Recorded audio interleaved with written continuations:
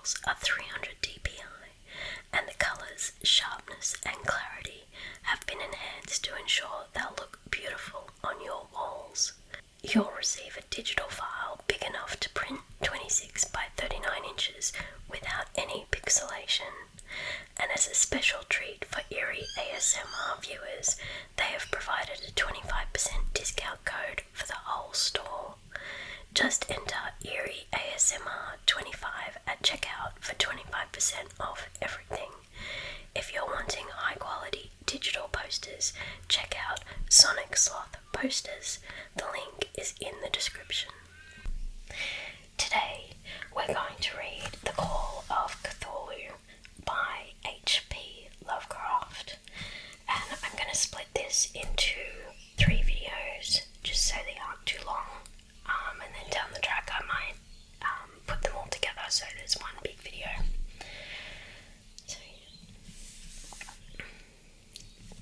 Found among the papers of the late Francis Wayland Thurston of Boston.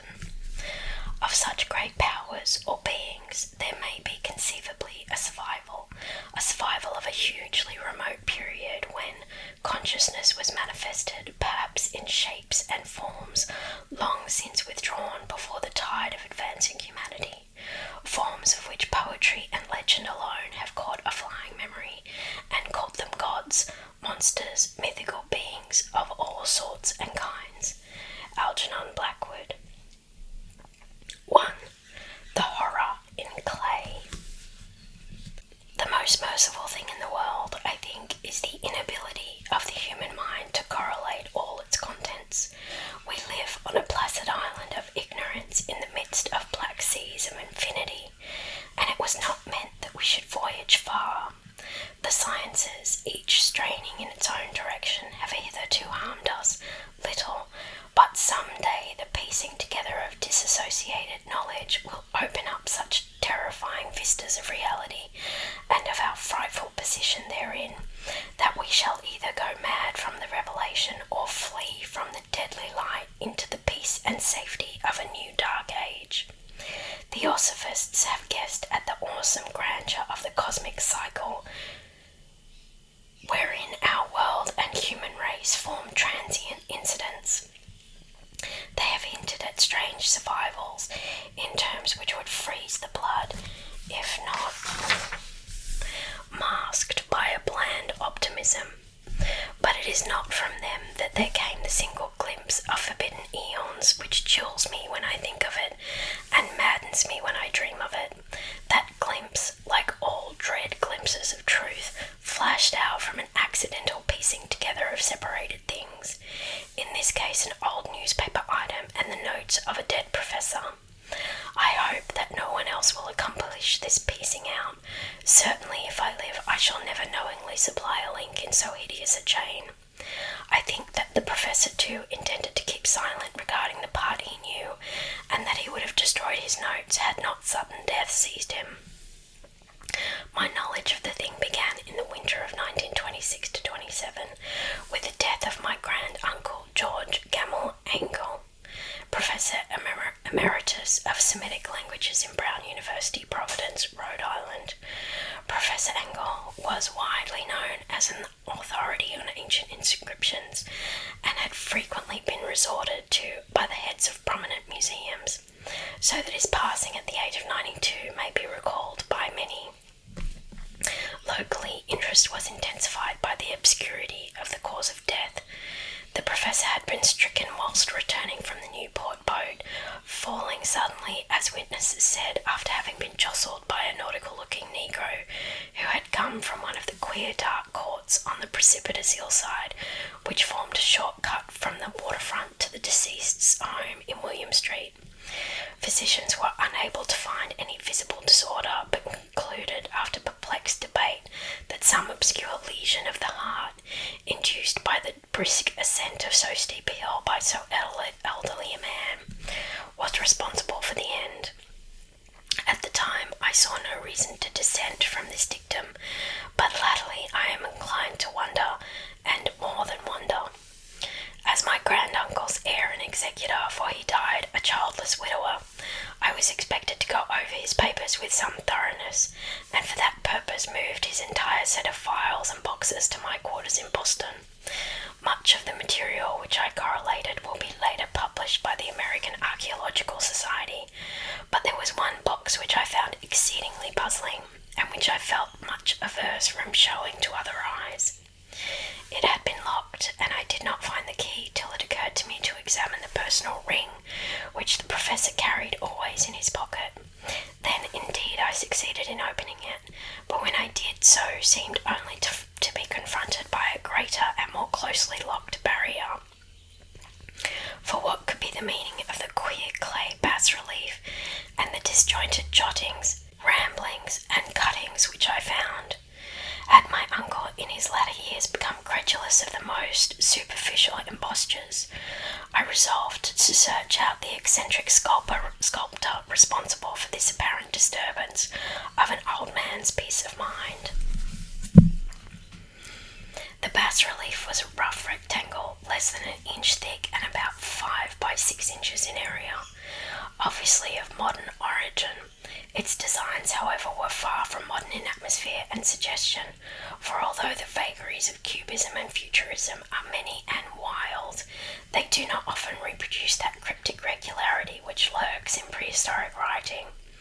And writing of some kind the bulk of these designs seems certainly to be, though my memory, despite much familiarity with the papers and collections of my uncle, failed in any way to identify this particular species, or even to hint at its remotest affiliations.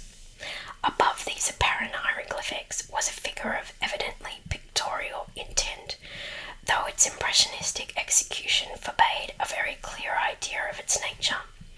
It seemed to be a sort of monster, or symbol representing a monster, of a form which only a deceased fancy could conceive. If I say that my somewhat extravagant imagination yielded simultaneous pictures of an octopus, a dragon, and a human caricature, I shall not be unfaithful to the spirit of the thing. A pulpy, tentacled head surmounted a grotesque and scaly body with rudimentary wings. But it was the general outline of the whole which made it most shockingly frightful. Behind the figure was a vague suggestion of a cyclopean architectural background. The writing accompanying this oddity was, aside from a stack of press cuttings in Professor Engel's most recent hand, and made no pretense to literary style. What seemed to be the main document was headed Cthulhu Cult, in characters painstakingly printed to avoid the erroneous reading of a word so unheard of. The manuscript was divided into two sections, the first of which was headed 1925 Dream and Dream Work of H.A. Wilcox, 7 Thomas Street, Providence, Rhode Island, and the second Narrative of Inspector John LaGrasse, 121 Bienville Street, New Orleans, Louisiana, at 1908. AAS notes on same and Professor Webb's account. The other manuscript papers were all brief notes, some of them accounts of the queer dreams of different persons, some of them citations from theosophical books and magazines, notably W. Scott Eliot's Atlantis and the Lost Lemuria, and the rest comments on long-surviving secret societies and hidden cults with references to passages in such mythological and anthropological source books as Fraser's Golden Bough and Miss Murray's Witch Cult in Western Europe. The cuttings largely alluded to outre mental illnesses and outbreaks of group folly or mania in the spring of 1925. The first half of the principal manuscript told a very peculiar tale. It appears that on March 1st, 1925, a thin, dark young man of neurotic and excited aspect had called upon Professor Engels bearing the singular clay bas-relief, which was then exceedingly damp and fresh. His card bore the name of Henry Anthony Wilcox, and my uncle had recognised him as the youngest son of an excellent family slightly known to him, who had latterly been studying sculpture at the Rhode Island School of Design and living alone at the Fleur-de-Lis building near that institution. Wilcox was a precocious youth of known genius but great attention through the strange stories and odd dreams he was in the habit of relating. He called himself psychically hypersensitive, but the staid folk of the ancient commercial city dismissed him as merely queer. Never mingling much with his kind, he had dropped gradually from social visibility, and was now known only to a small group of aesthetes from other towns. Even the Providence Art Club, anxious to preserve its conservatism, had found him quite hopeless. On the occasion of the visit, ran the professor's manuscript. The sculptor abruptly asked for the benefit of his host's archaeological knowledge in identifying the hieroglyphics on the bas-relief. He spoke in a dreamy, stilted manner, which suggested pose and alienated sympathy, and my uncle showed some sharpness in replying, for the conspicuous freshness of the tablet implied kinship with anything but archaeology. Young Wilcox's rejoinder, which impressed my uncle enough to make him recall and record it verbatim, was of a fantastically poetic cast, which must have typified this whole conversation, and which I have since found highly characteristic of him. He said, "It is new indeed, for I made it last night in a dream of strange cities, and dreams are older than brooding Tyre, or the contemplative Sphinx, or garden-girdled Babylon." It was then that he began that rambling tale which suddenly played upon a sleeping memory and won the fevered interest of my uncle. There had been a slight earthquake tremor the night before, the most considerable felt in New England for some years, and Wilcox's imagination had been keenly affected. Upon retiring, he had an unprecedented dream of great cyclopean cities, of Titan blocks and sky-flung monoliths, all dripping with green ooze and sinister with latent horror. Hieroglyphics had covered the walls and pillars, and from some undetermined point below had come a voice that was not a voice, a chaotic sensation which only fancy could transmute into sound, but which he attempted to render by the almost unpronounceable jumble of letters: Cthulhu, Vtaken. This verbal jumble was the key to the recollection which excited and disturbed Professor Engel. He questioned the sculptor with scientific minuteness, and studied with almost frantic intensity the bas-relief on which the youth had found himself working. Chilled and clad only in his night-clothes, when waking had stolen bewilderingly over him. My uncle blamed his old age, Wilcox afterwards said, for his slowness in recognising both hieroglyphics and pictorial designs. Many of his questions seemed highly out of place to his visitor, especially those which tried to connect the latter with strange cults or societies, and Wilcox could not understand the repeated promises of silence which he was offered in exchange for an admission of membership in some widespread mystical or paganly religious body. When Professor Engel became convinced that the sculptor was indeed ignorant of any cult or system of cryptic lore, he besieged his visitor with demands for future reports of dreams. This bore regular fruit, for after the first interview the manuscript records daily calls of the young man, during which he related startling fragments of nocturnal imagery whose burden was always some terrible cyclopean vista of dark and dripping stone, with a subterranean voice or intelligence shouting monotonously in enigmatical sense impacts uninscribable save as gibberish. The two sounds most frequently repeated are those rendered by the letters Cthulhu or Relea. On March 23rd, the manuscript continued. Wilcox failed to appear, and inquiries at his quarters revealed that he had been stricken with an obscure sort of fever and taken to the home of his family in Waterman Street. He had cried out in the night, arousing several other artists in the building, and had manifested since then only alterations of unconsciousness and delirium. My uncle at once telephoned the family, and from that time forward kept close watch of the case, calling often at the Thayer Street office of Dr. Toby, whom he learned to be in charge. The youth's febrile mind apparently was dwelling on strange things, and the doctor shuddered now and then as he spoke of them. They inclined not only a repetition of what he had formerly dreamed, but touched wildly on a gigantic thing miles which walked or lumbered about. He at no time fully described this object, but occasional frantic words, as repeated by Dr. Toby, convinced the professor that it must be identical with the nameless monstrosity that he had sought to depict in his dream sculpture. Reference to this object, the doctor added, was invariably a prelude to the young man's subsidence into lethargy.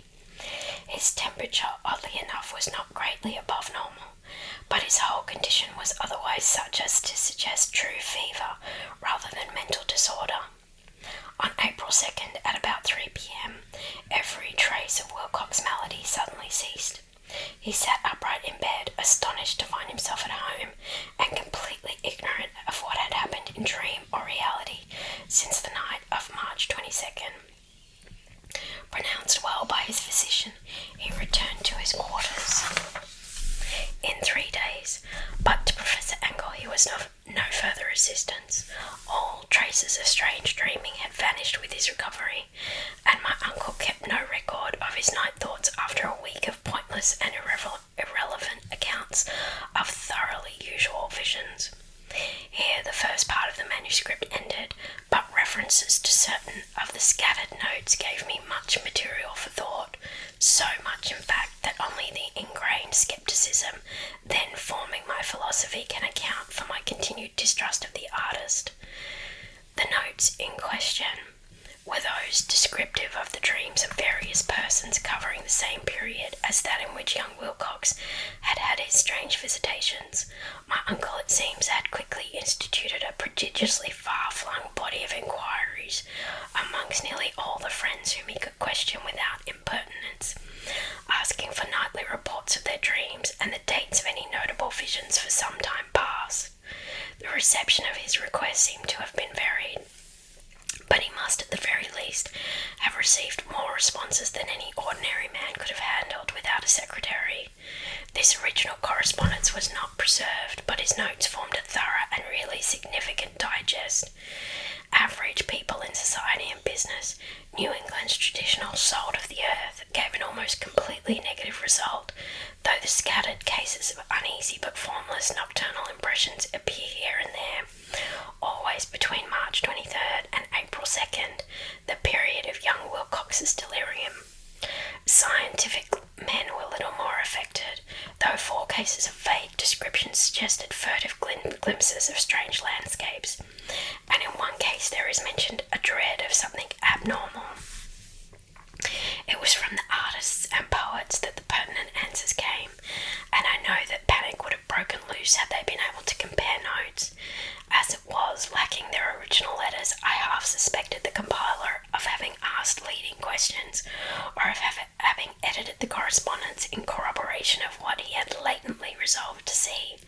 That is why I continued to feel that Wilcox, somehow cognizant of the old data which my uncle had possessed, had been imposing on the veteran scientist. These responses from aesthetes told a disturbing tale. From February 28th to April 2nd, a large proportion of them had dreamed very bizarre things, the intensity of the dreams being immeasurably the stronger during the period of the sculptor's delirium. Over a fourth of those who reported anything reported scenes and half sounds not unlike those which Wilcox had described, and some of the dreamers confessed acute fear of the gigantic nameless thing visible towards the last. One case, which the note describes with emphasis, was very sad. The subject, a widely known architect with leanings towards theosophy and occultism, went violently insane on the date of young Wilcox's seizure, and expired several months later after incessant screamings to be saved from some escaped denizen of hell. Had my uncle referred to these cases by name instead of merely by number, I should have attempted some corroboration and personal investigation, but as it was, I succeeded in tracing down only a few. All of these, however, bore out the notes in full. I have often wondered if all the objects of the professor's questioning felt as puzzled as did this fraction. It is well that no explanation shall ever reach them. The press cuttings, as I have intimated, touched on cases of panic, mania, and eccentricity